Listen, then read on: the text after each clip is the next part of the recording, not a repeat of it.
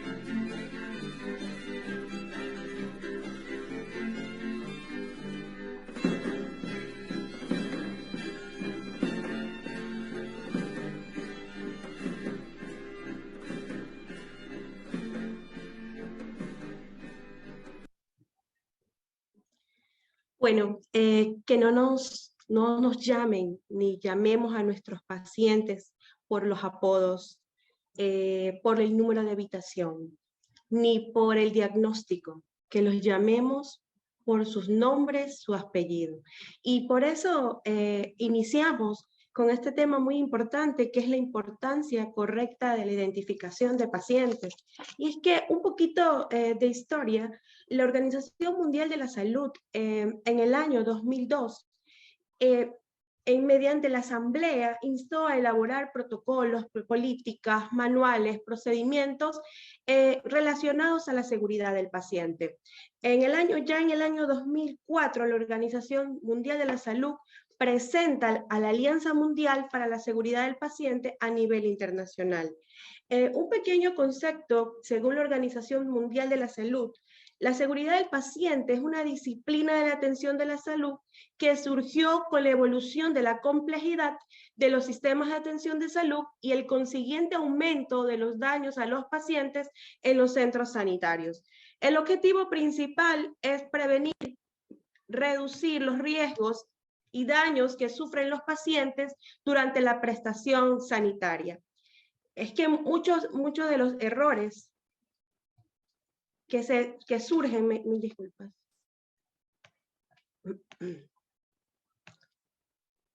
Es que muchos de los errores que surgen en la atención sanitaria muchas veces es esa, la falta de identificación a nuestros pacientes. Es por ello que la identificación correcta del paciente lo definimos como el procedimiento que nos va a permitir, que no va a permitir ninguna duda o equivocación en el momento de la atención del paciente. Y de esta manera podamos atender al paciente, que sea el paciente correcto, a la persona correcta, en el momento correcto y en el lugar correcto, con la práctica segura correcta. Es fundamental la identificación del paciente porque esto nos va a permitir que se garantice una atención con calidad en el momento de prestar una atención sanitaria.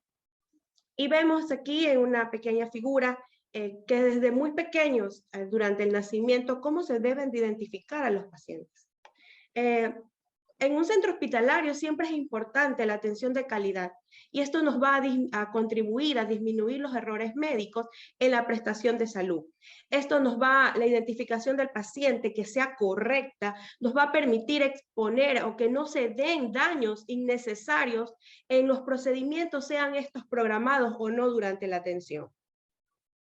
El sistema de identificación más utilizado a nivel nacional y a nivel internacional también es el uso de brazaletes, evitando así errores debido a diferentes formas incorrectas que se pueden dar durante la identificación. Unos de estos están identificados como la administración de medicamentos de aspecto o nombres parecidos, más conocidos como medicamentos LASA. La falta de comunicación durante el traslado es muy importante. Muchas veces se ven en los centros de salud todavía que lo único que se hace es coger al paciente y muchas veces no se le preguntan los dos nombres, los dos apellidos, no se verifica el brazalete. Entonces vemos que han habido errores también que se manejan o que se traslada al paciente que no es el correcto. La realización de un procedimiento que no corresponde al paciente. Dentro también de estos protocolos de seguridad del paciente se maneja lo que es la verificación de cirugía segura, donde también dentro de este formulario se encuentra la identificación del paciente, el cual se debe de corroborar con el brazalete de identificación. La administración inadecuada de soluciones concentradas en electrolitos. Ahí es donde muchas veces la enfermera debe de aplicar en todos los procedimientos de atención del paciente las 10 prácticas seguras, o sea, los 10 correctos. Se han podido identificar también frecuentemente ciertos errores asociados a lo que es la identificación del paciente. Dentro de estos, la falta de identificación al ingreso del paciente. Sabemos que todo paciente que ingresa a una unidad operativa, en especial todo paciente que debe de ser hospitalizado, que pasa por el área de admisiones, se le debe de colocar el brazalete. Incluso el admisionista debe de informar la importancia del uso del brazalete, porque muchas veces pasan y cuando hemos hecho los monitoreos diarios en nuestra institución, le preguntamos al familiar del paciente, es un hospital pediátrico, por eso le preguntamos a los familiares y les consultamos, ¿usted conoce por qué es importante el brazalete? Y muchos de ellos no lo conocen. También vemos errores como pacientes que están hospitalizados y les preguntamos dónde está el brazalete, porque dentro del formulario de control se registra que sí se le puso el brazalete al paciente. Pero ¿qué pasa? Que porque muchas veces por el desconocimiento de las situaciones, se le sacan el brazalete al niño y lo colocan en la cartera de la mamita, en el cajón del paciente. Entonces, cuando nosotros hacemos los monitoreos, verificamos que muchas veces estos pacientes no están identificados. Y vamos a ver un poco más adelante cómo hemos venido mejorando estos procesos a nivel hospitalario. Otro de los puntos es el proceso de captura de datos incompletos o deficientes o calidad equivocados. También se han verificado brazaletes que no constan los nombres y los apellidos del paciente correcto. Es un error muy difícil que todavía se debe de pelear a nivel institucional, digo pelear de la mejor manera, porque debemos de mejorar aquello. Todo paciente debe de ser identificado con su nombre y sus apellidos correctos. Actualmente ya no se utiliza una historia clínica por CAC, sino por el número de cédula del paciente. Tenemos también la identificación de pacientes por medio de datos diferentes, número de habitación. Actualmente no lo hemos visto en mi institución, pero son errores que se han identificado durante todos estos años. Que en el brazalete no consten los nombres y los apellidos, sino que se ha identificado el paciente por el número de camas. Ausencia de brazaletes en la identificación son cuestiones que muchas veces pasan por la falta o como nudo crítico porque no hay el brazalete en la institución. El traslado y movimiento del paciente sin brazalete adecuado es, como le comentaba en las diapositivas anteriores, todo paciente que debe ser trasladado de una unidad a otra, de una área a otra, de un centro de hospitalización a otro centro, debe de ir identificado correctamente. Incluso nosotros como hospital también tenemos un formato que se llama el formato de transferencia de pacientes, donde en el momento de la transferencia se hace la identificación del brazalete y se le consulta al familiar identificando que sea el paciente correcto. Verificación incorrecta de los datos. La verificación en el momento que se realiza el procedimiento no son los correctos y la inexistencia de protocolos durante la prestación sanitaria. Para ello es tan importante que cada una de las instituciones tengamos lo que son los protocolos de identificación.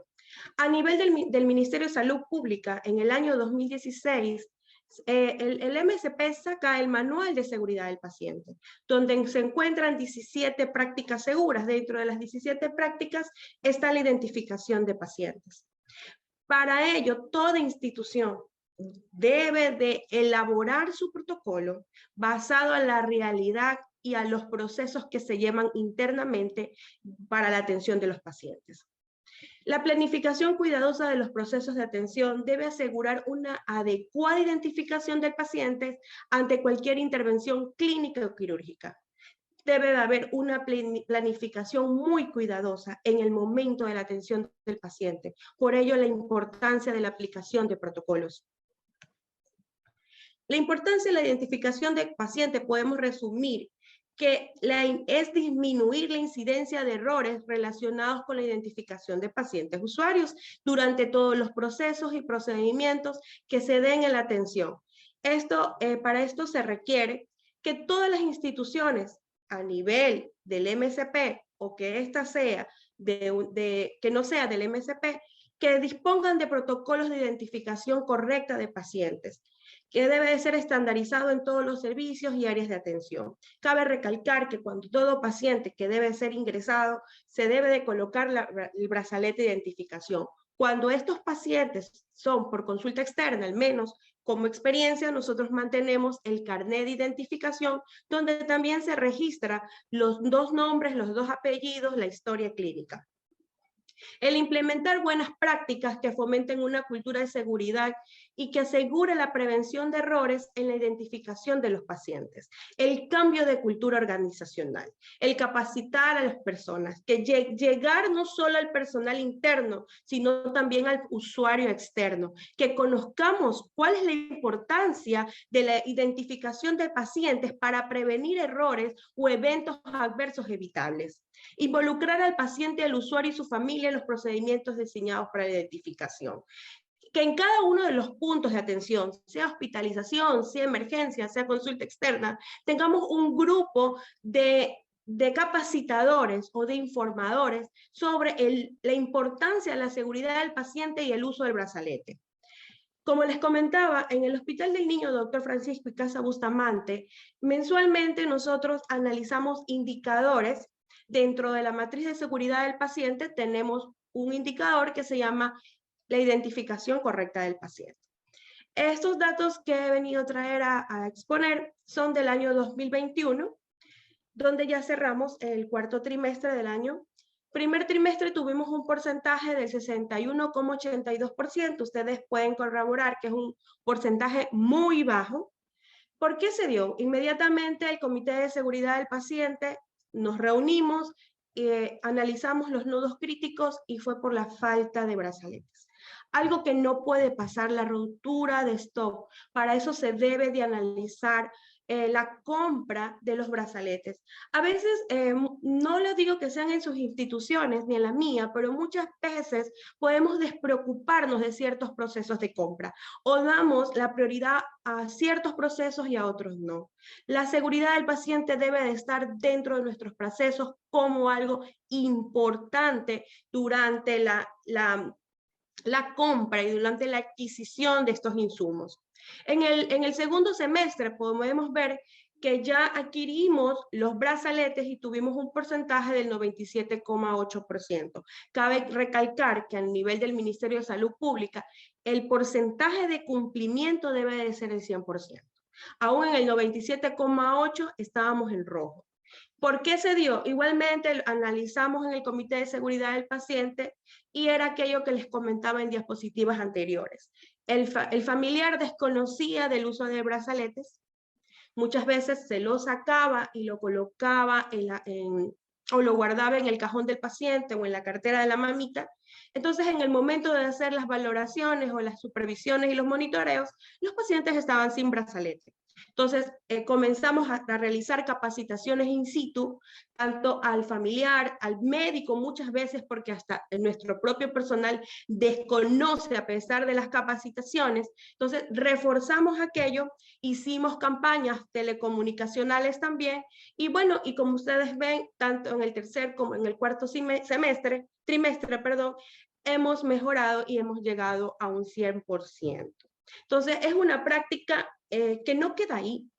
Esto tiene que avanzar, porque si nosotros nos descuidamos, ese porcentaje puede disminuir. Mi indicador me analiza cómo yo voy con mi práctica segura, pero es que yo como persona, como institución, yo debo culturalizarme en mejorar mis prácticas para brindar una atención con calidad y seguridad al paciente.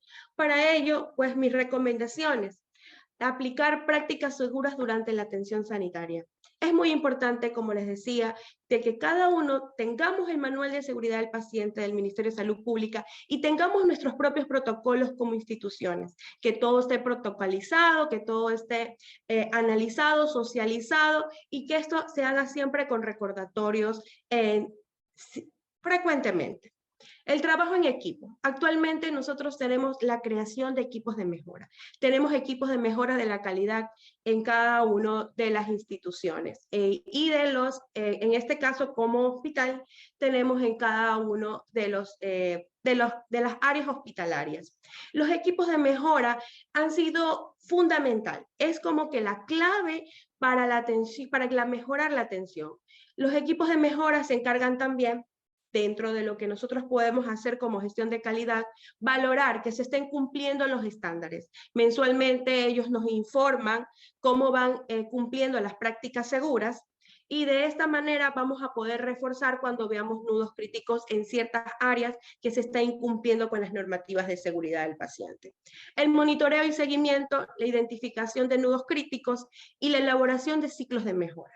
Como les comentaba, una vez que usted identifique cuáles son sus nudos críticos, es muy importante que se active el comité de seguridad del paciente. Es muy importante que se active no solamente el área de gestión de calidad, sino que involucre al equipo de mejora, que involucre al gerente del hospital, que involucre a los directores, subdirectores, líderes de las áreas, tanto médicos como enfermería, para que elaboren un ciclo de mejora, que en este caso son ciclos de mejoras de cortos, para que en corto tiempo usted pueda ver mejoras durante los procesos. Bueno, si tenemos alguna consulta, o doy el paso a la siguiente compañera. Sí, muchas gracias, Kelly. Como habíamos indicado, pues vamos a continuar con las presentaciones. Pues es el momento de dar la bienvenida a la odontóloga Carolina Paredes Jaramillo. Ella es odontóloga de profesión por la Universidad Central del Ecuador. Al momento ocupa el puesto de analista del Departamento de Provisión y Calidad en Salud del área de discapacidades del Distrito de Salud 10D02 del Ministerio de Salud Pública, y hoy pues nos va a conversar sobre la identificación correcta del paciente, un poco también dando la experiencia o la perspectiva que tiene ella desde su espacio de trabajo. Bienvenida, Carolina, pues, y pues puede continuar con la intervención. Buenas noches con todos. Muchas gracias, doctor. A continuación, vamos a topar un tema que es la verificación del paciente para la colocación del brazalete de identificación. La verificación del paciente antes de la colocación del brazalete la debemos hacer como un procedimiento para asegurarnos de la identidad del paciente antes de proceder a cualquier procedimiento clínico que tengamos que hacer. Para esto, para disminuir los errores que ocurren durante estos procedimientos, tenemos 3 pasos de verificación, los cuales son la verificación paciente de usuario, la cual vamos a efectuar obligatoriamente todas las instituciones de salud, sean públicas, privadas, antes de la colocación del brazalete. Tenemos el procedimiento verbal, el cual es un procedimiento de interacción verbal entre el personal de salud pertinente y el paciente. En el caso de que el paciente no se pueda comunicar con nosotros de manera verbal, tenemos que hacer este procedimiento de interacción con su acompañante responsable o el representante legal del mismo.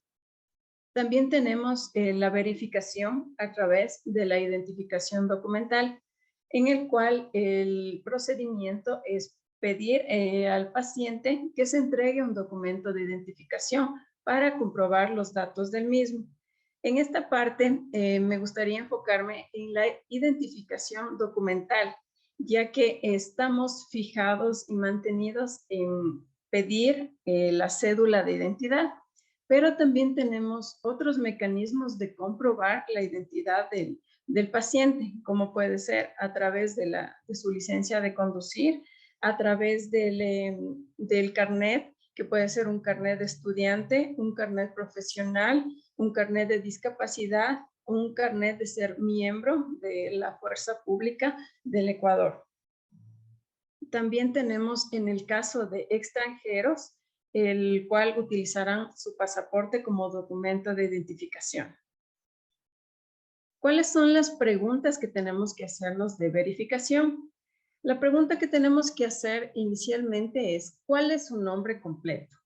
En el cual vamos a esperar que el paciente nos conteste de manera verbal y nosotros vamos a verificar con el documento de identificación entregado, el cual debe ser mencionado sus 2 nombres y sus 2 apellidos.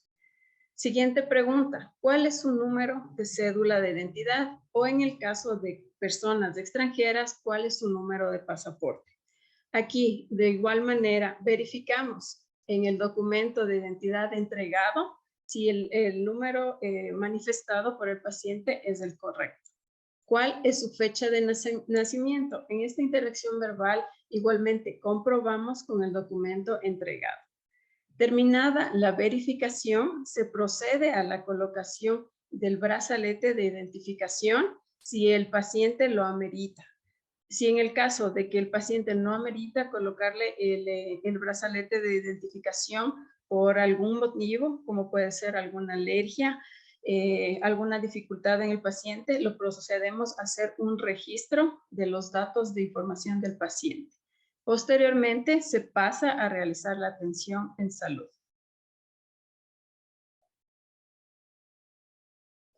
¿Qué tenemos de importante para recordar en la verificación de la colocación del brazalete de identificación?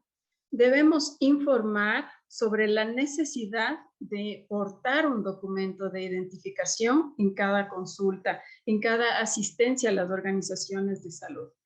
En este caso, los sistemas de call center son los responsables de solicitar a los usuarios llevar un documento de identificación personal a las citas. El documento de identidad nunca será un limitante para brindar la atención en salud. El brazalete de identificación no es el único identificador del paciente. En este paso tenemos que realizar lo que es la verificación cruzada. Si las condiciones clínicas del paciente no le permiten realizar identificación verbal, no se debe realizar ningún procedimiento. En este caso, debemos informar al responsable del servicio para que nos autorice el procedimiento. Se prohíbe también la identificación de pacientes, como vimos en el video, por números de habitación, números de cama, diagnósticos o procedimientos terapéuticos que tengan que realizarse. El brazalete de identificación del paciente es un dispositivo que cumple una función de identificar de manera tangible, visual y rápida a un paciente en el lugar donde se encuentra. ¿Cuál es la información que se debe colocar en el brazalete? En el brazalete vamos a colocar el número de cédula de identidad o el número de pasaporte. Debe tener 2 nombres, 2 apellidos, la fecha de nacimiento, la cual no debe estar escrita con letras, sino que debe contener dígitos. En este caso iría día, mes y año. La colocación. ¿Cuándo se debe colocar los brazaletes de identificación? Los brazaletes de identificación los vamos a colocar en el ingreso a hospitalización, en controles ambulatorios para procedimientos de alto riesgo, en maternidades de corta estancia, en recién nacidos se los coloca inmediatamente al nacimiento, en transferencias, referencias, derivaciones en vehículos de transporte sanitario y en servicio de emergencia. ¿Qué debemos recordar sobre el brazalete de identificación? Se verificará con el paciente, familiar, representante legal o cuidador que la información que nosotros estamos registrando en el brazalete sea la correcta. El brazalete de identificación será retirado en el domicilio. El brazalete de identificación puede ser considerado como un desperdicio común, pero siempre y cuando el paciente no haya estado en un área de aislamiento o en un área de emergencia en la cual estuvo en contacto con fluidos corporales o microorganismos patógenos. En este caso, se considerará al brazalete como un desperdicio infeccioso y se lo deberá desechar de esa manera. En caso de fallecimiento del mismo, deberá permanecer con el brazalete de identificación hasta que se ejecuten los trámites legales. ¿Cuáles son las características de identificación de los brazaletes? En este caso se ha tomado como características de los brazaletes de identificación los más comunes, los que son utilizados en nuestro medio, en nuestra situación actual. Estos están fabricados de un material que es polímero termoplástico, antialérgico, que se encuentra libre de látex y es inocuo para el paciente. Es resistente a la tensión y ruptura, resistente al calor y a la humedad. Posee agujeros de sujeción para permitir la adaptación a la contextura del paciente. Se debe rotular con tinta indeleble o impresión de tinta. Indeleble también. Son flexibles y cómodas. En este caso no debe poseer bordes cortantes. Tiene un cierre seguro, el cual no permite la manipulación del mismo. Imposibilidad de reutilización una vez que se ha roto el sello de seguridad. El manejo es fácil por parte del profesional, en el que permita igual poner canalizaciones, o sea, que no interfiera en los procedimientos ni en la movilización del paciente. Esto es cuanto les puedo comentar acerca de la verificación antes de la colocación del brazalete y verificación de la identidad del paciente. Espero haya sido de su agrado y cualquier pregunta estoy a las órdenes. Muchas gracias, Carolina. Vamos a seguir con las ponencias relacionadas a la identificación correcta de los pacientes y pues hoy en este momento damos la bienvenida al médico Ramiro Rojas Realpe. Él es médico por la Universidad de Guayaquil. Al momento es especialista distrital de calidad de los servicios del Ministerio de Salud Pública en el distrito 03 de 03. Y pues él nos va a complementar en estas ponencias con las situaciones especiales en la identificación del paciente. Bienvenido, Ramiro. ¿Puede, por favor, continuar con la exposición? Muchas gracias, doctor Carlos. Bienvenidos, compañeros. Muy buenas noches. Bueno, una vez que ya hemos visto la importancia de la identificación correcta del paciente y las características y las especificaciones técnicas del brazalete, ahora vamos a pasar a ver las situaciones especiales en la identificación del paciente. Estas situaciones se basaría en los diferentes escenarios en los que estaríamos sometidos los profesionales de salud al momento de brindar nuestros servicios al paciente relacionado a la identificación del mismo. Dentro de estos diferentes escenarios o situaciones especiales, podemos tener el caso de pacientes que se encuentran en el área de emergencia. Entonces, como les mencionaba, vamos a tener los diferentes escenarios, como por ejemplo pacientes atendidos por el área de emergencia, más que todo esto enfocándose cuando la vida del paciente está en riesgo.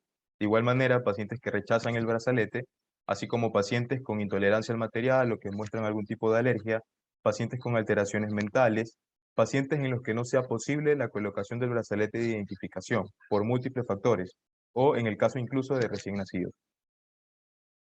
En el caso de pacientes que son atendidos por el área de emergencia, como lo mencioné, más que todo se enfoca en los pacientes en que la vida se encuentra en riesgo. Aquí tenemos que tener claro como profesionales de salud que la prioridad va a ser la vida del paciente y luego la identificación del mismo. Una vez que hemos estabilizado al paciente, pues en cuanto sea posible, se procederá a colocar el brazalete de identificación, para lo cual, incluso de ser el caso, se puede cotejar al personal de atención prehospitalaria o al personal encargado dentro de la institución según esté protocolizado. En caso de que nosotros estemos ante un paciente en el cual no conocemos su identidad, por ejemplo, pacientes en situación de calle, pacientes inconscientes, pacientes que no colaboran con el interrogatorio, se va a proceder a llenar el brazalete de identificación de la siguiente manera. Colocar los siguientes datos: NN, que significa no nombre, seguido del sexo, seguido de la fecha y de la hora de ingreso a la institución o al área, en este caso de emergencia o al servicio en el que asistió. Si en la institución donde ustedes laboran se toma en cuenta el número de atención, proceden a colocarlo. Caso contrario, este dato puede ser omitido.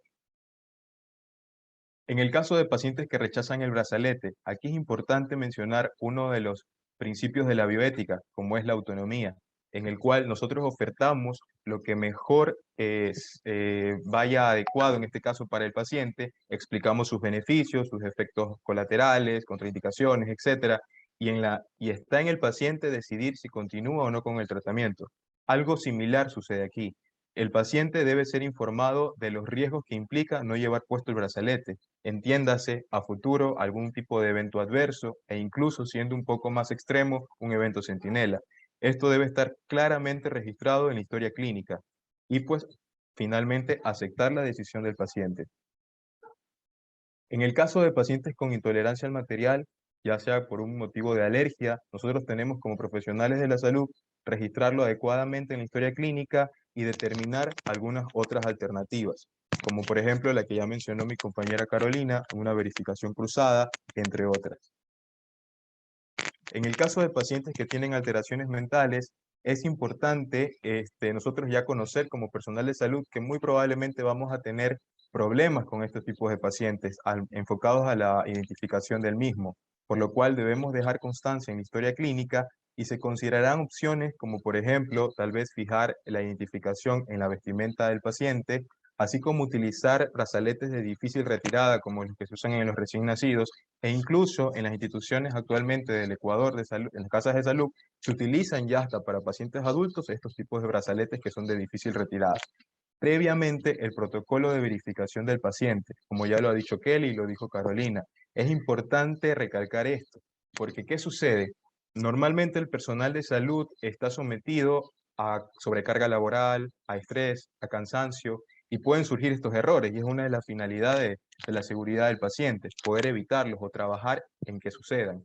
Entonces, ¿qué pasaría en el escenario de que tal vez el profesional de salud sí respetó y cumplió cada uno de los pasos que he mencionado?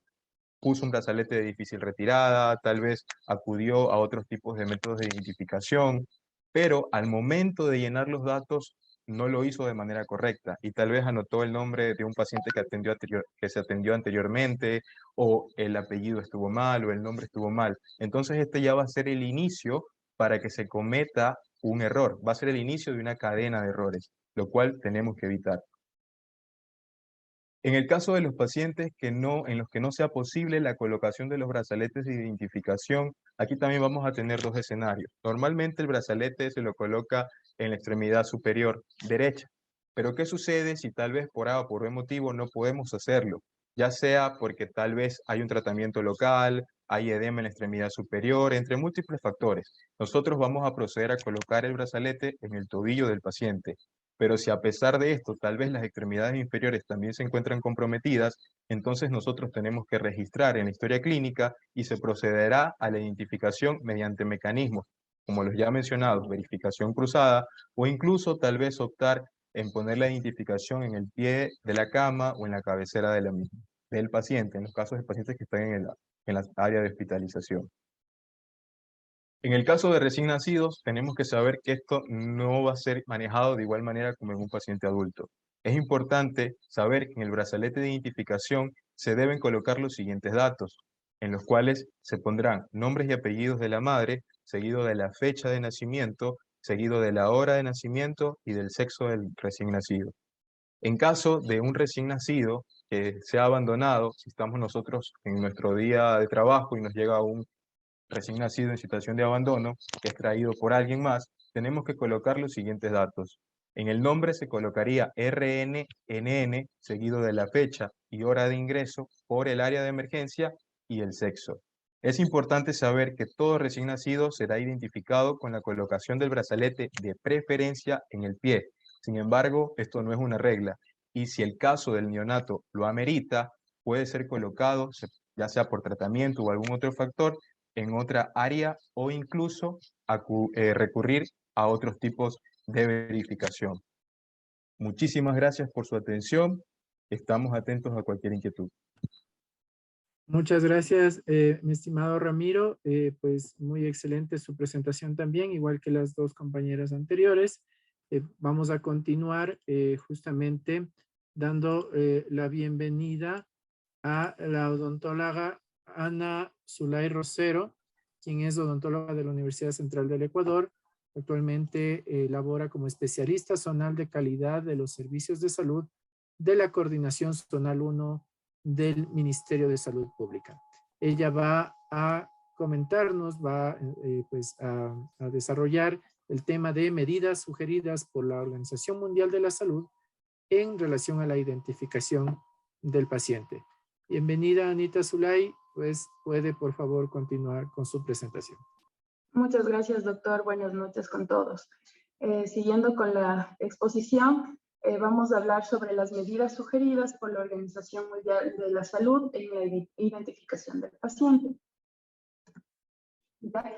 La Organización Mundial de la Salud sugiere a los países que son miembros estrategias para realizar acciones en pro de la seguridad del paciente. ¿Cómo vamos a hacer esto? ¿Cómo lo vamos a lograr? Implementando prácticas seguras en los procesos de atención de salud por parte de todos los actores que conforman el Sistema Nacional de Salud y sus organizaciones. Una de ellas va a ser asegurar que las organizaciones de atención sanitaria cuenten con sistemas implementados. Con esto quisiera recordar que en nuestro país, en el Ecuador, con el registro oficial de noviembre del 2016, y que lo voy a citar, considerando que la Constitución de la República, en su artículo 361, prescribe que el Estado ejercerá la rectoría del sistema a través de la Autoridad Sanitaria Nacional, quien será responsable de formular política nacional de salud y de normar, regular y controlar todas las actividades relacionadas con la salud, mientras que el artículo 4 de la Ley Orgánica de Salud establece que dicha Autoridad Sanitaria Nacional es el Ministerio de Salud Pública. Por esa parte, acuerda y resuelve en su artículo 1 aprobar el Manual de Seguridad del Paciente Usuario. En su artículo 2, disponer que el Manual de Seguridad del Paciente Usuario se aplique de carácter obligatorio en el Sistema Nacional de Salud. Y en su artículo 3, recomendar a las instituciones de educación superior del territorio ecuatoriano acoger el presente manual como instrumento de enseñanza en las ciencias de la salud. Con esto lo que yo quiero llegar a enfatizar es que este manual es de uso obligatorio en nuestro sistema nacional, ya sea en la red pública o red pública-privada complementaria. Se puede decir que nuestro país está beneficiado y posee una herramienta que contribuye a minimizar el riesgo del paciente usuario en los procesos de atención a la salud. Es decir, también vamos a evitar y vamos a poder mitigar las consecuencias de los procesos de atención.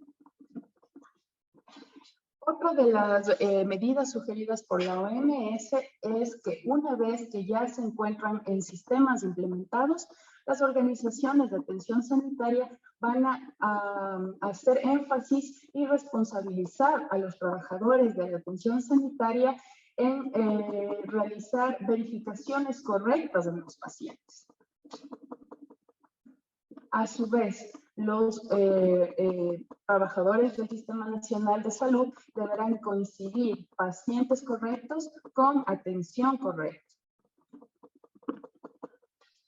Debemos fomentar el uso de al menos 2 identificadores para la verificación de la identidad. Como podemos observar en esta fotografía, podemos observar 2 indicadores para verificar, como es, uno es el brazalete y el otro lo podemos observar en la cabecera de la cama. También podemos realizar la identificación, colocar los datos de identificación en el pie de la cama.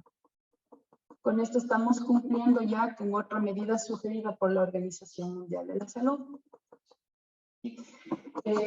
Vamos a también, lo que nos pide la Organización Mundial de la Salud es que participen los pacientes en todas las etapas del proceso de la atención, participación de los pacientes o a su vez los familiares de los pacientes. Establece que se necesitan establecer protocolos claros para conservar la identidad de las muestras. ¿Sí? Fomentemos el etiquetado de los recipientes que vamos a utilizar, ya sea para la sangre o para las demás muestras de los pacientes. Proporcionemos protocolos claros para conservar la identidad de estas muestras de los pacientes, ya sea en todos los procesos, analítico, preanalítico, analítico, posanalítico, de las muestras de los usuarios. También preveamos controles y revisiones reiteradas en fin de evitar la multiplicación automática de un error en el ingreso de los resultados de estos resultados. Otra de las medidas que nos sugiere la OMS es incorporar una capacitación sobre procedimientos de control y verificación de la identidad del paciente.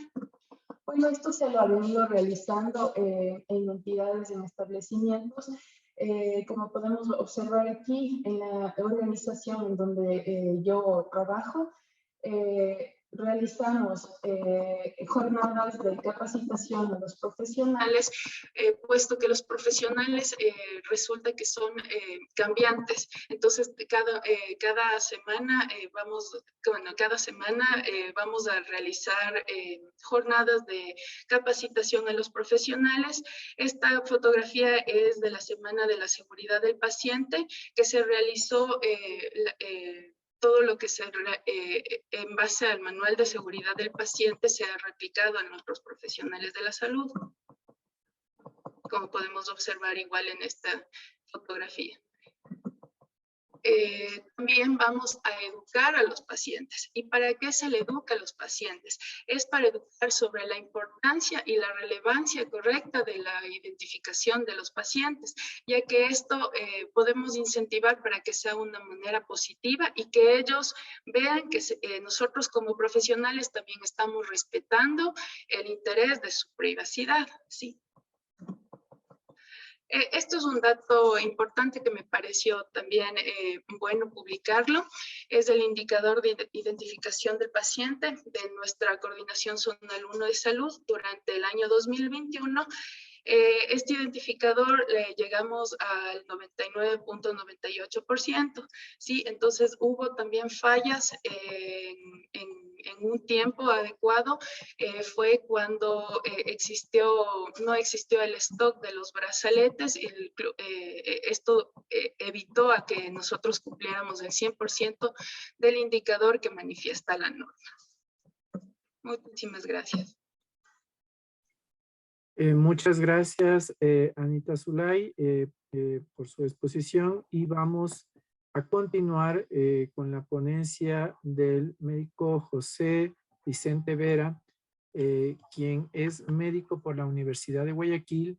Actualmente es auditor zonal externo de la Coordinación Zonal 5 del Ministerio de Salud Pública y también analista de calidad hospitalaria del Hospital Básico de Naranjal. Él va a conversar, a complementar todas estas excelentes ponencias con el tema de acciones que involucran al equipo de salud con el paciente, la familia y cuidadores en relación a la identificación del paciente. Adelante, José, bienvenido. Ok, muy buenas noches. El tema a tratar será el siguiente. Vamos a hablar sobre las acciones que involucran al equipo de salud con la familia y cuidadores. Entonces, como introducción, para lograr que el paciente y su familia se interesen y participen en el cuidado de su seguridad durante su estancia en el hospital, es necesario informarles sobre cuál es su responsabilidad en ello y cuáles son los aspectos que deben observar y comentar con el personal de salud. Tengamos en cuenta lo siguiente. La mayoría de los eventos adversos que se presentan en nuestras unidades hospitalarias se presentan principalmente por la falta de cumplimiento de las normas de prevención de los mismos, ya sea por diferentes factores. Tenemos por factores de personal, factores de infraestructura hospitalaria, de los mismos pacientes y familiares. Un ejemplo principal que podemos hacer aquí en cuanto a lo que son omisiones es la omisión de la práctica de lavado de manos, por falta de jabón, por falta de gel, por falta de participación del propio personal. Incluso puede darse por la inexistencia de lavabos que permitan realizar la práctica, ¿no? Entonces, estas acciones van a permitir que los comités intrahospitalarios tengan un mayor trabajo, una mayor vigilancia de manera estrecha en el personal para que evitar esta presencia de eventos adversos, ¿no? Entonces, ¿qué pasa en la actualidad? Nos encontramos en una coyuntura compleja producida por una crisis tanto económica como cultural. Este es un trabajo que todos los saludistas tenemos que poner a diario en nuestras instituciones, fomentar la cultura de seguridad del paciente. Anteriormente, en el pasado, los médicos eran intermediarios en las decisiones de los pacientes sobre su tratamiento a seguir sin tener en cuenta la opinión de los mismos. Hoy por hoy tenemos que trabajar en el énfasis, un segundo, disculpen. Tenemos que enfatizar principalmente lo que es la relación médico-paciente. Tenemos que el médico se acople directamente con el paciente, aclararle todas sus dudas en base a su tratamiento qué es lo que debe hacer, cómo guiar al paciente en su tratamiento, ya sea farmacológico, dietético o por medio de actividades. Involucrar al paciente en la toma de decisiones conjuntas con respecto a sus tratamientos. Principalmente darle información sobre todas las ventajas y desventajas del tratamiento que va a seguir. Y, ¿por qué no?, realizar una estadística de casos, el caso presentado con el paciente con otros casos, cuáles han sido los beneficios, cuáles han sido las partes que han sido desventajas por el tratamiento del paciente. Involucrar al paciente con el fin de brindar al paciente todo lo disponible para su decisión. Ahora, no solamente de esto se enfoca al personal de salud. El personal de salud se va a extender en lo que es monitorización del paciente, una vigilancia del paciente, solucionar los conflictos que surjan durante el tratamiento del paciente. Entonces, es aquí donde, según la historia, una enfermera, Dorothea Oren, es estadounidense. Ella fue la que realizó la teoría del autocuidado. Manifiesta que es una actividad que involucra los cuidados más elementales para la promoción de la salud y para prevención de enfermedades. Entonces, además de ello, va a establecer que el autocuidado tiene 3 requisitos que permiten a la persona como ser biológico, simbólico y social desarrollarse mediante experiencias de educación en salud orientados a la satisfacción de las propias necesidades del paciente.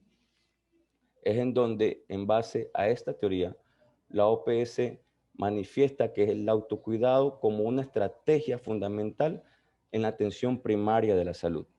Ahora, ¿qué pasaría si este autocuidado no lo tenemos en nuestras unidades hospitalarias, en nuestras unidades de atención primaria? Si el autocuidado desapareciera tan solo por un día, no cabe duda que los sistemas de atención en salud, aún los más sofisticados, se verían sobrepasados y llegaran a colapsar. Entonces, ante esta realidad, nosotros tenemos que hacer eco a lo que dice la OPS referente al autocuidado, llegando a una conclusión de que el paciente es el mismo, el propio paciente, su familia, son los que tienen que asumir la posición participativa en el cuidado de su propia seguridad. Y esto aquí va a reducir los eventos adversos e infecciones que se adquieren directamente en la estancia hospitalaria. Vamos a ver 4 puntos principalmente que van a involucrar al equipo de salud con el paciente, la familia y los cuidadores. Uno de los primeros puntos es educar a los pacientes sobre los riesgos relacionados con la identificación incorrecta de los mismos. Una vez que llega, bueno, como ya hablaron nuestros compañeros en sus intervenciones anteriores, una vez que llega el paciente a tu unidad hospitalaria, educar al paciente, mencionarle por qué es importante ponerle el brazalete de identificación o un medio de identificación, ya sea en cabecera de cama o pie de cama. Indicarle cuáles son los errores que pueden ocurrir si hay una mala identificación del paciente. Cosa que el paciente ya es partícipe de esto y conoce por qué la importancia de ponerse un brazalete de identificación y la identificación del paciente para cualquier procedimiento que vayan a realizarse. Otro de los puntos, solicitar a los pacientes o a sus familiares que verifiquen la información de identificación para confirmar que sea correcta. Una vez que se haya realizado lo que es la colocación del brazalete de identificación, pedirle al paciente o incluso al familiar, verifique si son sus nombres, si son sus apellidos, si es su cédula, si está todo correcto, hay algún error que hay que corregir algo. Entonces el paciente va a verificar y una vez que tengamos su aprobación, perfecto, continuamos con los siguientes procedimientos a realizar con el paciente. Solicitar a los pacientes, cuando sea posible, se identifiquen antes de recibir cualquier medicamento y previo a cada diagnóstico, intervención terapéutica. ¿Por qué es importante esto? Basémonos a nuestra realidad en el ámbito de salud de Ecuador. Tenemos poco personal salubristas y una excesiva cantidad de pacientes dentro de nuestras salas. Entonces, hay un exceso de trabajo, puede haber errores dentro del trabajo. Entonces, es beneficioso que el paciente, a lo que se acerque la enfermera o se acerque el médico, doctor, yo soy el paciente tal, verifique que la medicación que usted está mandando es para mí. Entonces, nos ayudan bastante a nosotros porque, vuelvo y repito, se presentan errores por el exceso de trabajo, ¿no? Entonces, esto es un punto fundamental y de mucha ayuda para nosotros, el personal de salud, para poder continuar con un tratamiento hacia el paciente. Y por último, uno de los puntos es animar a los pacientes y a sus familias o cuidadores a ser participantes activos en la identificación, expresar sus inquietudes respecto a la seguridad y los errores potenciales y hacer preguntas sobre la corrección de su atención. Es importante involucrar al paciente y el familiar en la atención del mismo. Por ello, como dijo Kelly, la mayoría de las instituciones debe tener su propio protocolo de seguridad, basándose a su realidad. Un ejemplo, en mi institución, nosotros implementamos lo que es la información al paciente usuario, porque relativamente nos habíamos descuidado en ese aspecto, pero lo implementamos en los últimos años y informamos al paciente, informamos al usuario todos los procedimientos a realizar, cuál es el tratamiento que debe seguir, si hay algún procedimiento quirúrgico, si hay algún proceso de referencia a otra unidad hospitalaria, cuál es el tiempo de estancia que puede tener el paciente dentro de la unidad, ¿no? Entonces el paciente, el usuario, ya conoce sobre lo que van a realizar, lo que el personal de salud va a realizar con ellos, ¿no? Y entonces, mediante a esta información, ellos ya al tener ese conocimiento, esa información, vuelvo y repito, nos ayudan a nosotros en cualquier momento que nosotros podamos olvidarnos, porque somos humanos y podemos cometer errores, vuelvo y repito. Entonces, la ayuda, la interacción médico-paciente es muy, muy fundamental para el tratamiento del mismo, ¿no? Pero hagámonos las siguientes preguntas. ¿Por qué es importante garantizar la correcta identificación del paciente? Entonces, la identificación incorrecta de los pacientes está determinada como una causa fundamental de muchos, pero muchos errores. Un ejemplo, en los Estados Unidos se realizó un estudio en el 2003 donde ellos ubicaron la seguridad del paciente en primer lugar dentro de sus objetivos a nivel nacional. Hoy por hoy, este continúa siendo uno de los requisitos principales para cualquier acreditación.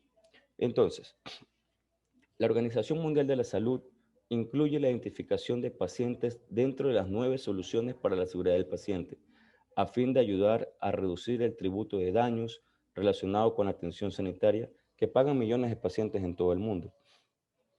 Entonces, para recordar, las soluciones de la seguridad del paciente son las siguientes. Primer punto, medicamento de aspecto o nombres parecidos. ¿Ok? Lo que estamos hablando, identificación del paciente. Tercer punto, comunicación durante el traspaso de pacientes. Cuarto punto, realización de procedimientos correctos en el lugar del cuerpo correcto. Quinto punto, control de soluciones concentradas de electrolitos. Sexto punto, asegurar la precisión de medicación en las transiciones asistenciales. Otro de los puntos es evitar los errores de conexión de catéteres y tubos, usar una sola vez dispositivo de inyección y mejorar la higiene de manos para prevenir las infecciones asociadas a atención de la salud, que es el ejemplo que puse al inicio de mi exponencia. Ahora, ¿cuáles son las fallas más comunes que conllevan a los errores en la identificación del paciente? Entonces, la identificación del paciente y su preparación para un tratamiento previsto es una actividad que se realiza de forma rutinaria en los ámbitos de atención. Los riesgos de seguridad se producen cuando hay un desacuerdo entre la identificación y los componentes de cuidado, ya sean estos de diagnóstico, terapéutico o incluso de apoyo.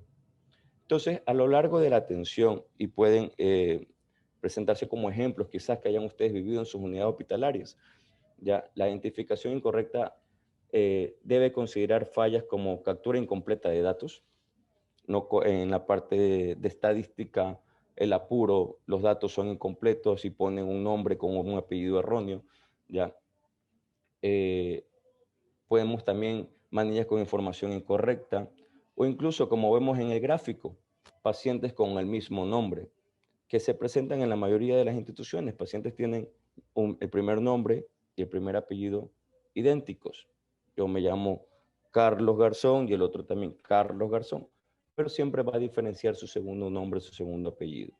Entonces, procuremos identificar a los pacientes por 2 nombres, 2 apellidos, para no tener este tipo de errores y evitarnos procedimientos de pacientes equivocados en lugares equivocados, errores de medicación, incluso errores de transfusión y los errores de pruebas de diagnóstico.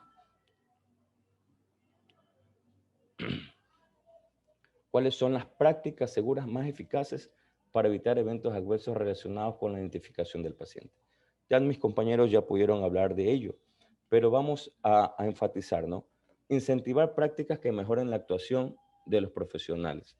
Trabajar con los equipos de comité, hacer charlas participativas, que el paciente y el personal trabajen en lo que, como mencioné anteriormente, en la relación médico-paciente. Obtener procesos institucionales seguros, obtener procesos asistenciales seguros y de una forma, como estamos enfatizando en este tema, involucrar los pacientes y sus allegados en su seguridad. Entonces, se recomienda que las instituciones organicen una serie de procedimientos para la identificación de los pacientes en el momento de su ingreso al sistema y posterior en cada uno de los pasos a involucrar en lo que son los tratamientos por diferentes miembros de salud, involucrarlos principalmente en la atención al paciente, ¿no? Ahora, preguntémonos, ¿cómo se implementan prácticas seguras para evitar errores de identificación de pacientes? Las siguientes estrategias deberían ser tenidas en cuenta, manifiesto yo, por los Estados miembros de la Organización Mundial de Salud. Una de las estrategias que se considera es asegurar que las organizaciones de atención sanitaria cuenten con sistemas implementados. ¿Qué vamos a hacer? Hacer énfasis en lo que es la responsabilidad principal de los trabajadores en atención sanitaria, de verificar la identidad del paciente. Por ejemplo, en los resultados de análisis, en la toma de exámenes, ver que el resultado es del mismo paciente o muestras de procedimiento antes de administrar la atención. Como dijeron mis compañeros, fomentar por lo menos al menos 2 identificadores, el nombre, fecha de nacimiento, para verificar la identidad del paciente en un momento de la administración de algún medicamento o transferencia u otro hospital, ¿no? Estandarizar enfoques de identificación del paciente, realizar normativas o protocolos dentro de las instituciones, acorde a la realidad que están viviendo, ¿no? Como punto 2, incorporar una capacitación sobre procedimientos de control y verificación de la identidad del paciente dentro de la orientación y desarrollo profesional permanentemente de los trabajadores y la atención sanitaria. La capacitación es muy importante. ¿Ya? Nosotros tenemos que capacitarnos diaria, de manera continua, en lo que es la seguridad del paciente. Vuelvo y repito, tenemos que trabajar en la cultura de seguridad del paciente para evitar estos eventos adversos que se presentan a diario en nuestras unidades hospitalarias. Y punto 3, educar a los pacientes sobre la importancia y la relevancia de la correcta identificación de los pacientes de una manera positiva y que también respete su interés por la privacidad. Lo que hemos venido hablando en toda esta noche. La educación al paciente sobre lo que es la identificación del mismo. Cuáles son los errores que se pueden ocurrir si hay una identificación equívoca de pacientes, ¿no? Entonces, esto de aquí, como ejemplo, vengo a decirle, yo trabajo en el Hospital Básico de Naranjal, Distrito 09 de 12, Balao Naranjal. No se implementaba lo que era la administración de brazaletes, pero no era porque no se conocía, sino como dijo Kelly, no se había implementado la compra de brazaletes. Entonces, de manera trimestral se hacían monitoreos de pacientes identificados y presentábamos un porcentaje completamente bajos.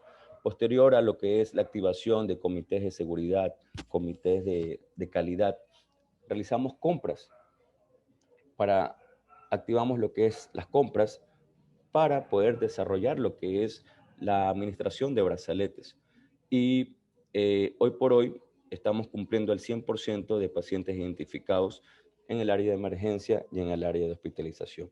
Y vuelvo y repito, una de las estrategias que también implementamos es la información al paciente usuario, que nos ayuda bastante en sí, más que todo el personal directo con el paciente, que es el personal de enfermería, en recordar la administración de medicamentos, licenciada, a tal hora le toca al paciente, licenciada, a tal hora. Entonces, estos puntos que hemos implementado, como ejemplo doy, en mi unidad hospitalaria, nos han facilitado disminuir eventos adversos. Es todo lo que puedo decir en cuanto a mi participación y muchísimas gracias, compañeros. Muchas gracias, José, por tan buena exposición. Pues ahora invito a todos los expositores del día de hoy a que por favor prendan sus cámaras para poder analizar y conversar sobre las preguntas que pues se ha ido recopilando. Primero quiero pues agradecerles muchísimo por tan excelentes ponencias que han dado el día de hoy. Hay mucho interés, tanto aquí en Zoom como en Facebook Live. Tenemos más de 300 personas en este momento conectadas y han surgido algunas inquietudes, tanto acá en el chat de Zoom como en el chat de Facebook, que yo quisiera compartirles a ustedes para que por favor nos ayuden dilucidando sobre aquello. Hay una pregunta bastante específica en relación a la ponencia de Kelly, en donde nos preguntan cómo se operativiza o cómo se mide de manera real este indicador de identificador del paciente. ¿Qué parámetros de medición logran o cómo lo logran medir? Kelly, por favor. Sí, como les comentaba dentro de la exposición, ¿verdad? Nosotros nos basamos a indicadores dentro de lo que es la seguridad del paciente. Dentro de estos, como les comentaba, está el de identificación del paciente y el cual nos basamos para la medición en el formato de registros de pacientes no identificados. Este formato de registro se encuentra en cada una de las áreas de hospitalización, es manejado por el personal de enfermería. Una vez que el personal de admisiones hace el ingreso de la colocación del brazalete, ellos también llevan su registro. El paciente sube al área de hospitalización y la enfermera verifica el brazalete y lo registra dentro de los registros de pacientes con brazalete. Ya dentro de los monitoreos diarios que hace el personal de enfermería durante el pase de visita, identifican si el paciente tiene o no el brazalete. Uno de los puntos muy importantes que hemos identificado es que, como les comentaba, ¿no? El paciente muchas veces va con el brazalete, pero por desconocimiento o situaciones X, el brazalete cogen, se lo sacan o tienen que canalizar vía. Entonces, lo que se ha llevado actualmente dentro de mi institución es que si el paciente subió con el brazalete, está identificado. Pero si dentro del proceso de hospitalización el paciente, por A o B motivo, no tiene el brazalete, inmediatamente se llama al área de admisiones, los cuales también están haciendo visitas diarias, tanto en la mañana o en la tarde, para verificar que los pacientes tengan los brazaletes y si no, inmediatamente se les coloca. Entonces, estos registros son analizados por la gestión de admisiones y ellos son los que nos indican cuál es el porcentaje de cumplimiento. Ok, tal vez ahí, como para complementar, me surge la inquietud, ¿cuánto es el tiempo de análisis para obtener estos datos, para poder tomar decisiones? O sea, ¿con qué retraso ustedes pueden recibir esto? ¿Es súper inmediato, mensual? O sea, ¿al siguiente día ya tienen el indicador o cómo funciona? No, los reportes son diarios, ¿ya? El indicador se lo reporta mensualmente, pero el análisis, los indicadores se los hacen diariamente mediante los registros o formatos que tenemos.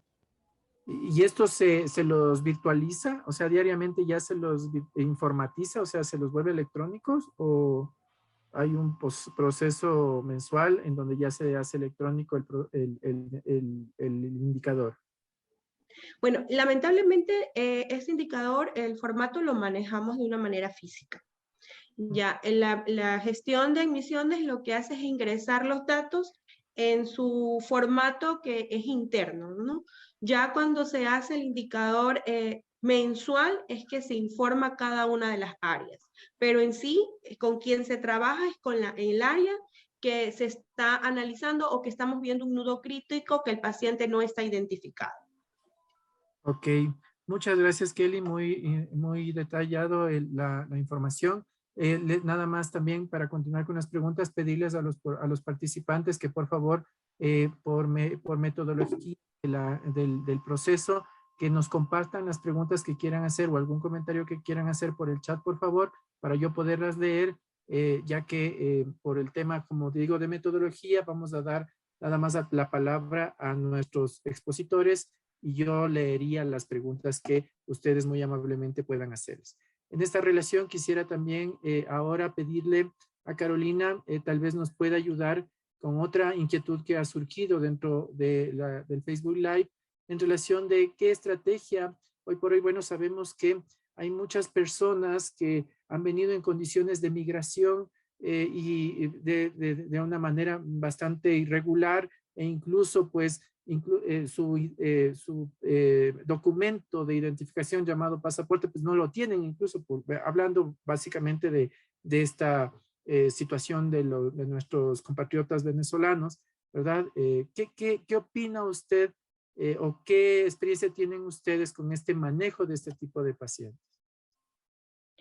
Bueno, con respecto a este tema de los pacientes extranjeros en nuestro distrito y a nivel del Ministerio de Salud, nos manejamos en, bueno, la atención en salud jamás se niega. El documento de identificación no es un requisito para limitar la atención en salud.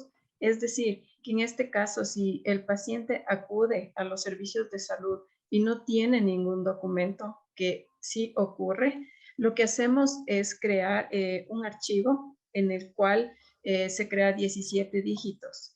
Pero para la atención en salud se hace la creación de un código de 10 dígitos en el cual ingresamos en un sistema de registro que se lo llama PRAS, que es muy conocido en el Ministerio de Salud, y con eso procedemos a la atención en salud de los pacientes que no tienen documentos. O en el caso también de pacientes que son ecuatorianos, también se los hace la creación de códigos cuando no conocen sus nombres, sus apellidos. Entonces, hay que recalcar también que en este caso, el sistema PRAS está enlazado directamente con el registro civil. Entonces, desde ahí, donde obtenemos todos los datos de los pacientes.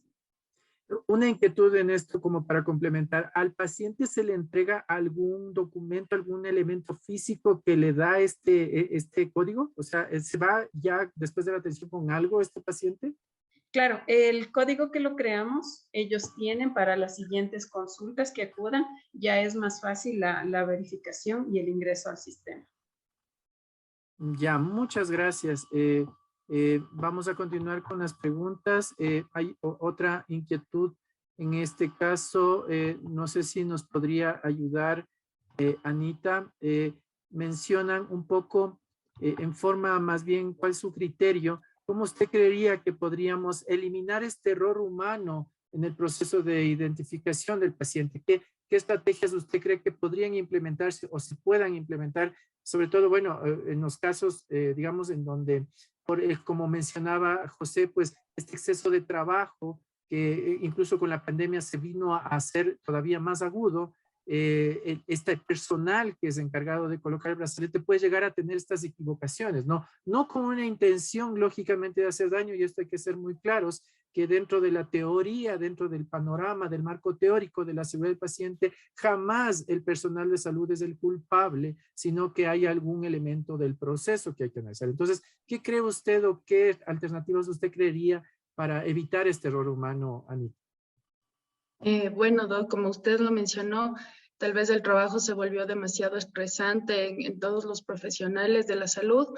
En nuestro caso, en mi institución, lo que hemos podido tratar de realizar son trabajos en equipo, realizaciones de descargas emocionales con los equipos que forman parte de los servicios. Entonces se han llegado como que los profesionales a conocer mejor y hay un mejor ambiente de trabajo y están trabajando mejor. Eso es lo que hemos tratado de hacer. Hemos dado este pasito grande que para nosotros es importante. Y bueno, el trabajo en equipo ya es, como se dice, ¿no? Trabajando en equipo para el bien de todos y se observan los cambios que hemos realizado. Sí, excelente, me parece muy bien complementado lo que usted indica. realmente los primeros auxilios psicológicos, el autocuidado del personal de salud vino pues a tener una importancia pues fue el tema muy tratado en muchos eventos o muchos espacios de intercambio de conocimientos, porque definitivamente no somos seres humanos todos y pues estamos muy expuestos a que estas condiciones emocionales pues nos causen estos elementos. No todos estábamos preparados, no todos de hecho también no todo el servicio de salud era el que estaba en estas situaciones de emergencia, y por eso vimos que muchos de los profesionales que trabajaban, por decirlo de alguna manera, en situaciones de menos urgencia o de menos presión, pues tuvieron que luego ir a hacer esta colaboración, y ahí es donde también posiblemente tuvimos estos errores. Muchas gracias. Vamos a continuar con alguna pregunta que también los participantes han expuesto. Un poco tal vez pedirle aquí a Ramiro que nos ayude con esta pregunta.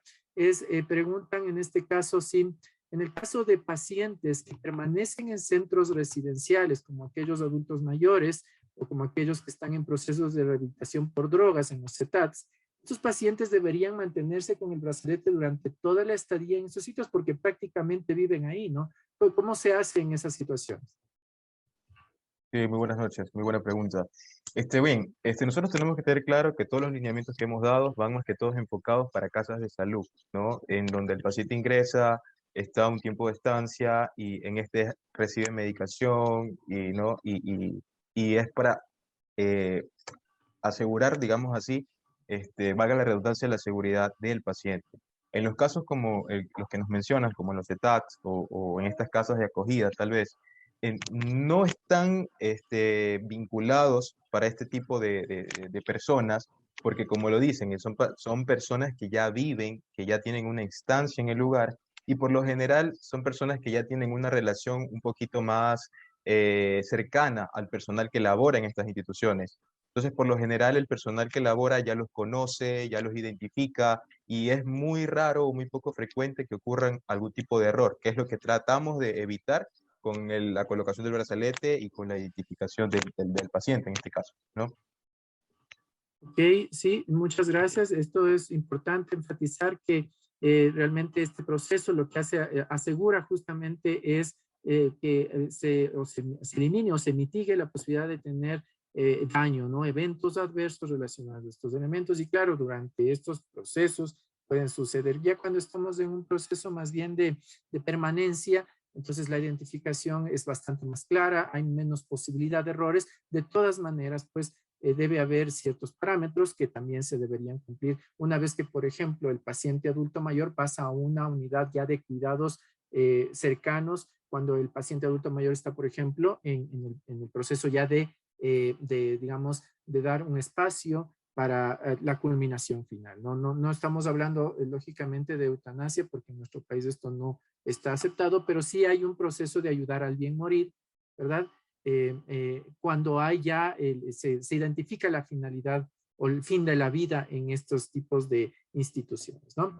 Tenemos bastantes preguntas. Les puedo decir que estoy muy contento con todas las interacciones. Las personas están preguntando mucho, y entonces en este caso quisiera también pedirle pues a José, nos puede ayudar en un tema especial que usted también había relevado, y pues de aquí salen.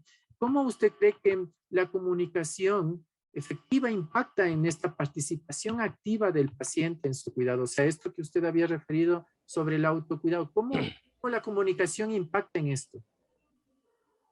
Es de mucha importancia, ¿sabe, Doc? Porque si no tenemos esta interacción entre médico-paciente o médico-cuidador, no podemos avanzar directamente con lo que es una evolución favorable al tratamiento del paciente. ¿Ya? Manifiesto como ejemplo, no teníamos en nuestra unidad hospitalaria un formulario. Nosotros implementamos un formulario de lo que es comunicación al usuario. Nosotros al momento hacemos, posterior a los pases de visita, todos los días, de lunes a viernes a las 9:30 de la mañana, lo que es la información al usuario. Conversamos con el paciente, conversamos con el usuario, su tratamiento, su evolución, ya cuál es el paso a seguir, cuántos días va a estar hospitalizado. Y esto ha sido de manera favorable. ¿Por qué? Porque vuelvo y repito, ellos nos ayudan bastante a la continuidad del tratamiento. Porque como dije en mi ponencia,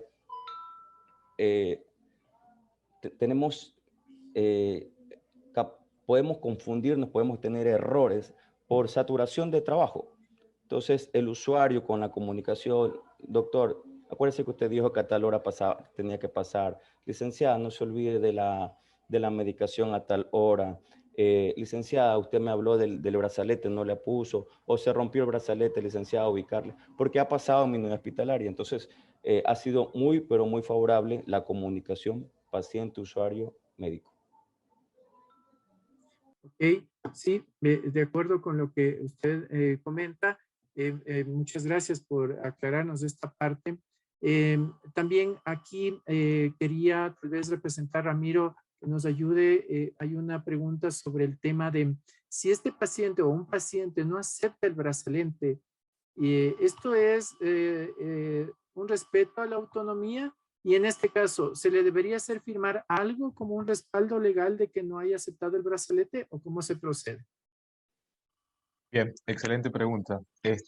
Efectivamente, mientras di la charla, mencioné uno de los principios importantes de la biótica, que es la autonomía, y asemejé a esta situación. Pues también dije que era importante explicar qué beneficios me iba a traer la colocación del brazalete, así como también qué consecuencias podría ocasionar, ¿no? Como lo dije, eventos adversos, incluso siendo drásticos, eventos centinela. La idea es que el profesional de salud dialogue y se acerque, como ya lo dijo José, al paciente y explique estas dos situaciones que podrían ocurrir, ¿no? Pero sin embargo, a pesar de eso, el paciente se rehúsa y no desea utilizar el brazalete. Efectivamente, tenemos que respetar, en este caso, la autonomía del mismo, en la cual ha decidido no colocarse el brazalete, pero sí es importante como respaldo colocarlo y registrarlo en la historia clínica y, ¿por qué no? Pues hacerle firmar como respaldo más que todo el profesional médico, por si llegase a pasar alguna situación no esperada, esté dicha nota, ¿no? Vuelvo y repito, como respaldo más que todo el personal. Ok, muchas gracias. Aquí hay otra pregunta. Creo que podríamos ayudarnos o apoyarnos con lo que mencionaba Kelly. Le quisiera pedir que nos ayude con esta pregunta. Menciona si es que el paciente no acepta colocarse el brazalete, ¿se le debería anotar en el grupo de pacientes sin brazalete a pesar de que se le haya ofrecido? Pero esto bajaría o alteraría o nos impactaría en el porcentaje que usted, o sea, en este indicador.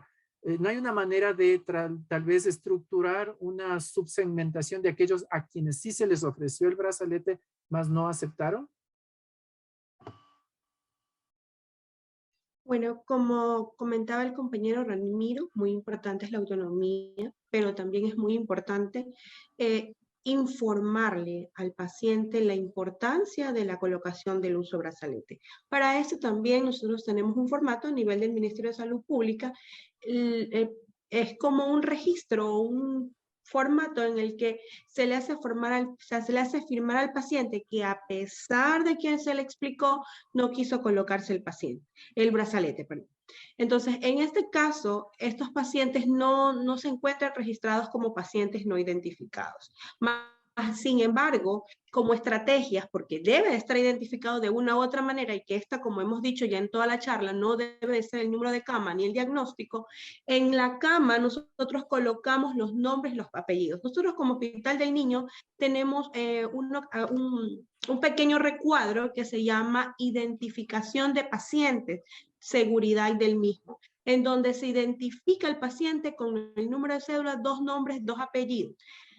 Cabe recalcar que en el hospital no hemos tenido, todos los pacientes se han identificado, no hemos tenido estos problemas, pero en este caso, si llega a pasar en alguna institución que no desee colocarse el brazalete, le hacen firmar el registro.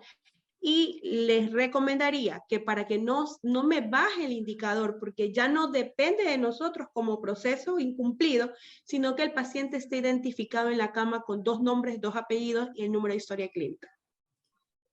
Ok, muchas gracias. Sí, de acuerdo con lo que usted indica, tal vez otra pregunta que tal vez está anclada a esta y que no sé si todos ustedes, más bien quisiera ver qué perspectiva nos podrían indicar de la experiencia que ustedes han tenido en el análisis de tanto desde el nivel administrativo que algunos de ustedes como compañeros tienen y las compañeras que están a nivel hospitalario. ¿Cuáles son los servicios que tienen más incidentes de identificación de pacientes? ¿Cuáles son las áreas de los hospitales en donde más posibilidad de errores hay? Empecemos con Kelly, que ahorita ya lo habíamos conversado. En caso de posibilidades de errores, puede ser el área de emergencia. Sabemos que es una área donde es muy transitada, donde también nos pueden llegar, comentábamos con los compañeros, nos pueden llegar pacientes que estén en estado crítico, donde lo llevó una ambulancia, donde llega y ni siquiera tiene familiar y la ambulancia no conoce quién es ese paciente, pero eso tampoco me quiere decir que yo no puedo identificar a mi paciente. Para esto, uno de los compañeros explicó que en el brazalete se debe colocar NN hasta que pueda llegar un familiar y que nos den los datos suficientes o que el paciente reaccione, ¿no? Entonces, una de las áreas que yo consideraría emergencia.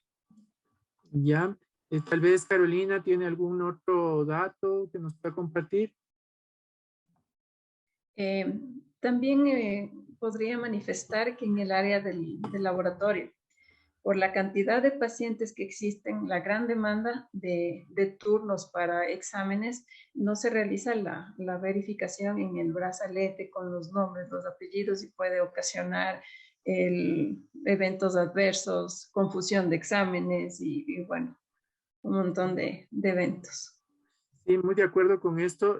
Realmente miren lo que acaba de mencionar Carolina y Kelly es importante, entonces por eso es que se ha superlativizado, o uno de los sitios en donde por primera vez también se ingresó este tema del código de barras y fue mucho más común que en otros lados antes de que ya a nivel hospitalario sea algo más común, fue justo en las unidades de apoyo diagnóstico y por qué no decirlo en laboratorio clínico. Muchos de los softwares que existen para la gestión de un laboratorio clínico contiene esta posibilidad, ¿no? De que evitar el error humano a través de la generación de códigos de barras que se generan inmediatamente. ¿Y por qué no? Apoyado con un sistema hospitalario que genere el pedido de manera también automática. Claro, entonces aquí podemos mencionar que mientras más informatizada esté el proceso de atención de salud, disminuye estas posibilidades de errores de identificación. No por esto podemos descartar el tema del momento en sí de poner el brazalete. Como mencionaba Kelly, justamente estos momentos tan fuertes de llegada de muchos pacientes puede llegar justamente a colapsar las emergencias. ¿Algún otro dato, Anita, que usted nos pueda compartir sobre este tema, sobre los servicios o experiencias que usted haya tenido? Bueno, experiencias en este año y fue más por el difícil acceso a una unidad de salud tipo B donde atienden a partos. Entonces fue difícil el acceso hasta llegar con los insumos médicos, llevar los brazaletes. Entonces en esa unidad no se registraron como 3 niños recién nacidos con el brazalete. Perfecto. Entonces, bueno, también miren que puede pasar a nivel de la ruralidad este tema, ¿verdad? Mientras, digamos, tal vez el personal es escaso y tiene que dar una respuesta a una población de cobertura que de alguna manera también puede llegar a estas equivocaciones. ¿Algún dato adicional, Ramiro, que nos pueda mencionar sobre esto? Creo que... Sin embargo, desde mi experiencia puedo decir también, porque también me desenvolví en algún momento en el primer nivel de atención, que también ocurren estos errores en consulta externa. Si bien los pacientes que asisten a consulta externa no se les coloca un brazalete, pero sí lo dice el manual de seguridad del paciente que es necesario aplicar la verificación cruzada. Como experiencia personal puedo decir, cuando fui administrador técnico de un establecimiento, en algún momento llegó una profesional un poco asustada y alarmada porque había evolucionado toda la historia clínica de una paciente diabética en una paciente embarazada y ya había guardado la atención, entonces estaba bastante preocupada y seguramente podemos ver que tal vez aquí fue... Perdón, ¿está apagado el micrófono? Ahorita, ya. Perdón, tuve problemas con la conexión. Entonces, como decía, es importante también que en consulta externa se aplique la verificación cruzada con el paciente y así evitar cometer errores al momento de la evolución, al momento de la prescripción y evitar que se dé esta cadena de errores que me pueden llevar a un evento adverso. Muy importante lo que usted comenta, Ramiro, y tomar en cuenta para los que nos están escuchando ahora, pues que el tema del brazalete con código de barras o sin código de barras son diferentes niveles que hemos ido evolucionando en el Ecuador para lograr la identificación. Pero hay lugares difíciles y complejos, como los que estamos diciendo, ¿verdad? Lugares en donde este tema de imprimir un código de barras no hay ni siquiera un sitio para dar una atención en salud de acuerdo a las normas, ¿verdad? Pueden darse atenciones en salud en canoa, atenciones en salud en algunos elementos, y entonces aquí se vuelve importante el compromiso del personal.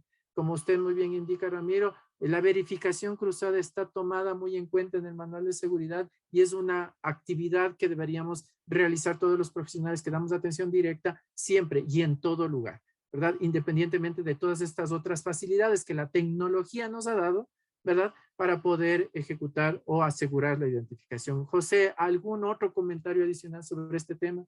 Por favor. Bueno, en la realidad, en lo que es mi unidad hospitalaria, le puedo mencionar lo que sucedió la semana pasada. Bueno, como ustedes pueden ver ahorita cómo está la situación sanitaria, la mayoría del personal sanitario está enfermo de COVID y está con aislamiento domiciliario. En mi hospital el 75% del personal está con COVID, entonces tenemos una déficit de personal.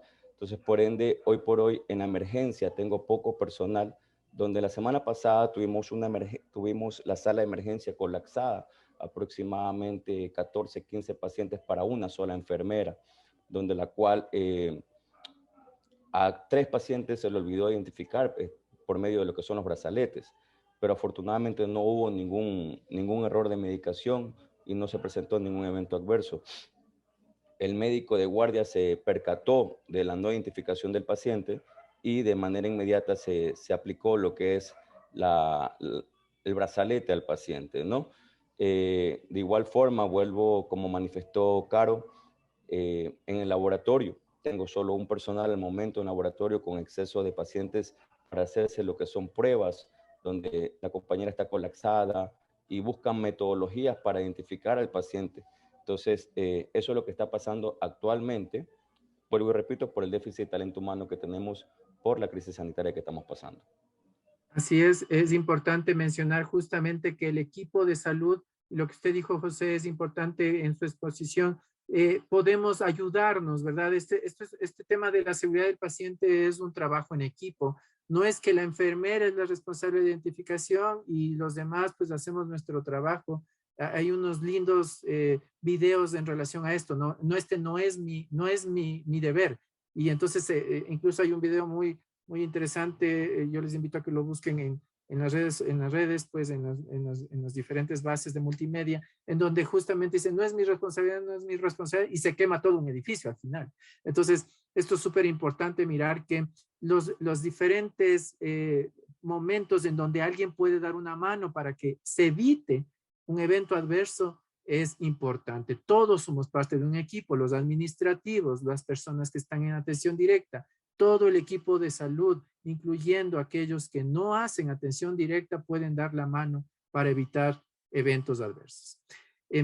Hay una pregunta, hay un comentario que más bien lo quiero estructurar de una manera más bien hacia una pregunta, tal vez para que Ramiro nos pueda interpretar en este caso. El comentario está relacionado un poco al tema, ¿qué pasó en la pandemia, verdad? ¿Qué pasó con la identificación de la pandemia? De los pacientes, perdón, durante la pandemia. Llegaban muchísimos pacientes, incluso algunos ya fallecidos a los hospitales. ¿Cómo debería haberse procedido en este tema en la identificación del paciente, Ramiro? Bien, sin duda el tema de la pandemia es una lección que nos tiene que durar para siempre, ¿no? No es para nadie un secreto que tuvieron tal vez muchos errores durante el proceso, producto, como dijimos, tal vez de la sobrecarga laboral en la que estaba sometido el equipo de salud, entre otros factores. Sin embargo, podemos ver que tal vez, y es importante aclarar esto, si el paciente llega ya fallecido a una casa de salud, pues evidentemente la colocación del brazalete es para la identificación correcta del paciente, porque vamos a brindarle servicios, porque vamos a administrar medicamentos para evitar que se cometan errores. Pero si el paciente ya llega fallecido a la unidad, pues obviamente hay que seguir los protocolos establecidos y ya serán las instituciones responsables las encargadas de abarcar el tema, ¿verdad? Vinculado a otro aspecto que hubo mucha confusión, mucho error en la identificación de los pacientes, pues para nadie es un secreto que se vivió esa realidad en las instituciones de salud. Pues yo creo que el problema principal fue o se basó en la no preparación del equipo ante una pandemia. Pues sin duda, y no es un secreto, que nadie estaba preparado para lo que para lo que nos ocurrió, tanto como instituciones de salud, pero sin embargo esto ya marca un precedente y nos invita a fortalecer nuestros conocimientos en seguridad del paciente, a prepararnos. Lo que invita la gestión de calidad y seguridad del paciente es a ser proactivos. Y esto va a ser en el diario vivir, no en nuestras instituciones. Nunca vamos a estar preparados porque van a haber situaciones, más que todo como fue mi tema, situaciones especiales, la cual tal vez no nos esperábamos. Pero la idea es afrontar estas situaciones y actuar en la mejora continua para que si nos llegan a volver a ocurrir, pues ya estar preparados como equipo de trabajo y cada miembro con corresponsabilidad más que todo. Muy bien, muchas gracias. Nada más estaba también, mientras escuchaba su respuesta, leyendo un poco, hay una actividad muy buena en el Facebook Live también. Hay bastantes comentarios que están también un poco discerniendo con nuestras respuestas. Lo que yo también les puedo mencionar a todos los que nos están escuchando, tanto acá como en Zoom, pues decirles que justamente estos espacios de debate, estos espacios de aprendizaje son para que todos vayamos enriqueciendo nuestros conocimientos. Hoy por hoy habrá muchos lineamientos o elementos que en la particularidad estén generándose ya de una manera, pero lo importante es que justamente aquí podamos ir creciendo en este conocimiento, ¿no? Aquí tal vez quisiera relevar otra pregunta que que podría tal vez, no sé si ayudarnos, me parece, Carolina, en relación a si posiblemente hay alguna diferencia entre, no sé si en la calidad, en la forma de ser, en la configuración o estructuración de los brazaletes adultos, infantiles y neonatales. ¿Hay alguna diferencia entre aquellos o todos son iguales en su fabricación? Bueno, en el aspecto, como les manifesté en la presentación, teníamos el material, que el material era, como decir, general, pero para la identificación por medio de los brazaletes está estructurado bajo unos colores. El color blanco lo vamos a utilizar para los pacientes que son adultos y en los recién nacidos, para los bebés en color azul para el sexo masculino y en color rosado para el sexo femenino. Perfecto. Muchas gracias de esta aclaración. Aquí comentarles un caso que alguno de nuestros personas que nos están observando, nos están escuchando, nos quiere compartir y quisiera más bien ahí mirar si tal vez José nos pueda interpretar qué lección aprendida nos lleva a esto, ¿no? Nos comenta, dice que ha tenido un paciente que presentó una documentación falsa, el paciente, ¿verdad? Y este paciente fallece. Luego acuden los familiares trayendo el documento de identidad verdadero y entonces en este caso, como ya el paciente fue identificado durante el proceso de atención con un tipo de documentación, no hubo una posibilidad de firmar el acta de defunción y esto tuvo que llevarse ya a un caso de análisis por las autoridades pertinentes. ¿Qué lección aprendida nos llevaría a esto? ¿A cómo podríamos nosotros tal vez, no tal vez eliminar, pero sí mitigar este riesgo de que alguien presente documentación falsa? Bueno, nosotros tenemos varios métodos de identificación al paciente. En este caso, si nos llega un paciente, tenemos el acceso a lo que es el registro civil por medio de nombres, apellidos y edades y fecha de nacimiento, donde podemos verificar la cédula de identidad del paciente o no. Entonces, son métodos que podemos aplicar. bueno, en este caso el paciente fue con una identificación falsa, no solo pudo realizar los trámites respectivos, pero ya ha sido directamente por parte del paciente, en tal caso no por parte de la institución ni del funcionario de salud. Pero ya tenemos métodos para buscar la identificación del paciente. A veces pacientes van sin cédula y para nosotros llenar los registros no se sabe la cédula del paciente y lo que pedimos son sus 2 nombres, sus apellidos y su fecha de nacimiento, y por medio del link del registro civil podemos sacar el número de cédula. Entonces, tratar de buscarnos la forma de cómo obtener la identificación del paciente. Perfecto. Realmente, bueno, ahorita acaba de salir una pregunta que tal vez nos podría ayudar también, Carolina. Me mencionan si hay colores predeterminados para los brazaletes o no existe un lineamiento nacional sobre aquello.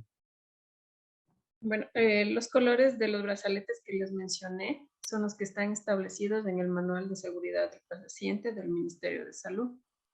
Ahí los podemos encontrar. Ok, muchas gracias. Miren, realmente veo que sigue habiendo bastante actividad por acá en nuestro Facebook Live. Realmente agradecerles a todos los que nos están mirando, a todos los que nos están escuchando. La verdad es que me quedo bastante satisfecho y creo que ustedes también como expositores ha habido gran acogida sobre los temas que hoy en día hemos hablado. Les invito a todos los que nos están escuchando a participar el día de mañana en las nuevas ponencias que vamos a tener en estas jornadas. Recordarles nada más también a las personas que ingresaron con el enlace de algún otro participante, por favor, intentemos entrar con el enlace en donde esté su nombre para poder lógicamente identificarlos de manera adecuada y pues lógicamente también porque les va a llegar un correo electrónico individualizado en donde les van a indicar cómo ingresar a la plataforma virtual para que puedan dar estas evaluaciones. Recuerden que vamos a tener 2 evaluaciones durante en estas jornadas, uno durante esta semana y el otro durante la próxima semana. Deberán poder lograr una evaluación mínima del 70% de la nota total de esa evaluación y pues con esto podríamos ya procesar el certificado de aprobación respectivo. Les agradezco mucho, Anita, Carolina, Kelly, Ramiro y José. Excelentes ponencias, excelentes respuestas.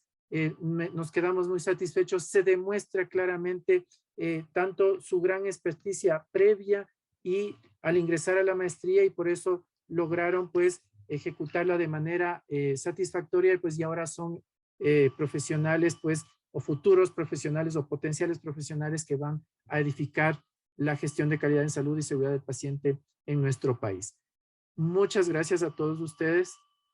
Muchas gracias a los que nos escuchan y nos estamos encontrando entonces el día de mañana. Que tengan una excelente noche y hasta luego. Muchas gracias, que tengan Hasta buenas luego, noches. muchas gracias, buenas noches. Muchísimas gracias a Gracias. todos.